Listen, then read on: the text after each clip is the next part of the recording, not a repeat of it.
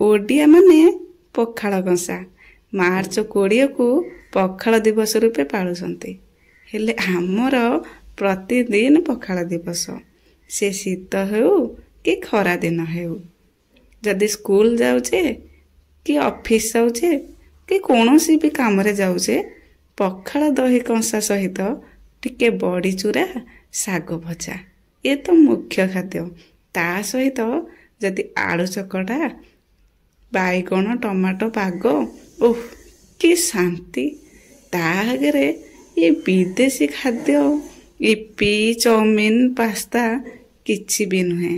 ସତରେ ଆମେ ଓଡ଼ିଆ ଭାରି ବଢ଼ିଆ, ନୁହେଁ କି? ସକାଳୁ ସକାଳୁ ଯଦି ଦହି ପଖାଳ କଂସା ପେଟରେ ପଡ଼ିଛି, ପେଟ ଥଣ୍ଡା, ମୁଣ୍ଡ ବି ଥଣ୍ଡା। ତଥାପି ଆମ ପଖାଳ କଂସାକୁ ସ୍ୱତନ୍ତ୍ର ଗୋଟେ ଦିନ ଦିଆହେଇଛି, ଆମେ ସେଥିପାଇଁ ଗର୍ବିତ।